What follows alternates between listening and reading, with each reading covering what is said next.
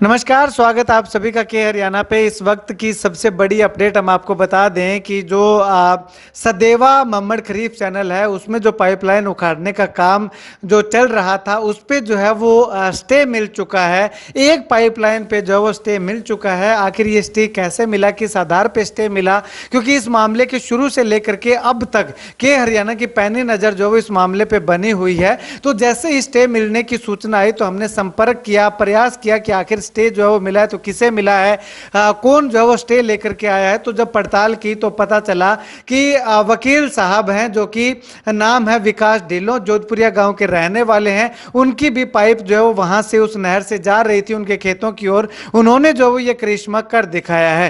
खैर, जैसे ही पता चला कि विकास ढिल्लों है तो उनसे संपर्क किया गया हमारी टीम के द्वारा कि आखिर ये स्टे जो है वो कैसे मिला है। तो वकील साहब ने कई आधार जो है वो स्टे के जो है वो बताए हैं। खैर, वकील साहब से भी बातचीत करेंगे, लेकिन उससे पहले आपको बता दें कि ये जो स्टे लेकर के आए हैं उससे जो हेड के जो किसान हैं उनको जो है वो थोड़ी राहत जो है वो जरूर मिली है और आने वाले समय में इसी स्टे के आधार पे उनको भी स्टे जो है वो मिल सकता है। ऐसे में किसान जो वो हाईकोर्ट तक भी पहुंच गए थे लेकिन स्टे अब तक नहीं मिला था। लेकिन विकास ढिल्लों ने वो करिश्मा, वो कारनामा कर दिखाया कि जो डिस्ट्रिक्ट कोर्ट से जो वो स्टे लेकर के वो आ चुके हैं। तो अब ऐसे में विकास ढिल्लों से बातचीत की गई तो उन्होंने किस आधार पे क्या दलीलें जो है वो रखी गई, विकास ढिल्लों क्या कुछ बताते हैं, सुनिए जरा।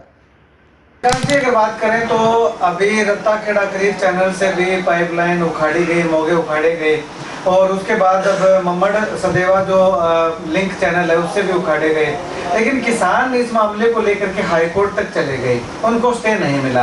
आपने जो डिस्ट्रिक्ट कोर्ट से स्टे जो है वो लिया है तो क्या आधार रखा गया, क्या मुख्य तथ्य जो है वो कोर्ट के सामने रखे गए? सबसे पहले तो मैं आपको बता दूं कि जो किसान हाई कोर्ट गए थे, हर केस के फैक्ट अलग अलग होते हैं, तथ्य अलग अलग होते हैं। तो हाई कोर्ट जो तथ्य लेके गए थे वो इससे अलग थे।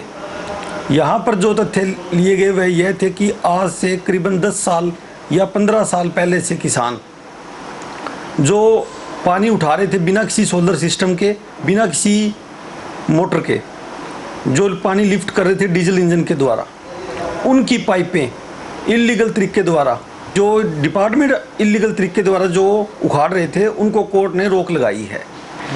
तो मैंने सिर्फ किसानों के अधिकार को ही कोर्ट के आगे रखा था और ज़मीनी हकीकत से वाकिफ़ कराया था। कोर्ट ने इस बात को अच्छे से मद्देनज़र रखते हुए इसके ऊपर रोक लगा दी।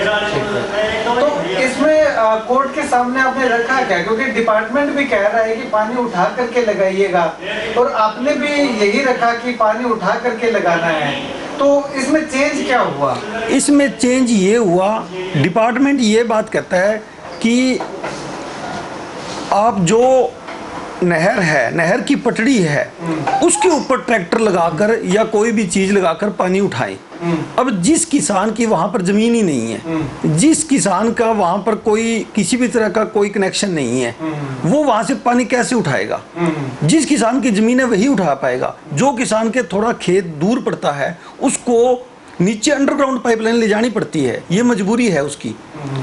सिर्फ यही फैक्ट कोर्ट को बताए गए और इस कोर्ट ने इस बात को बहुत ही ध्यान से सुना और न्याय किया।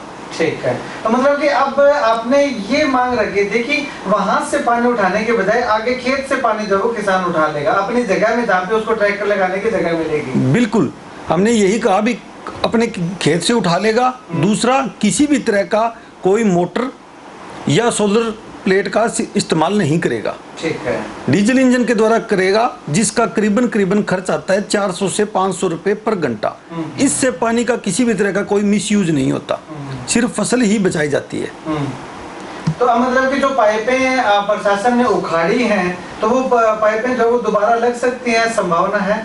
हाँ, लग सकती है। अगर कोर्ट चाहे, कोर्ट को लगेगा भी ये सही है तो वो लग सकती है। तो आपने जो स्टे लिया वो एक पाइप पे लिया है या सभी पाइपों पे लिया है? यह स्टे सिर्फ एक पाइप पर है और जिस पाइप का कोर्ट के अंदर जहाँ जो भी कोई न्याय मांगने जाएगा उसी पाइप के ऊपर कोर्ट फैसला देगी, सभी पाइपों पे फैसला नहीं देगी।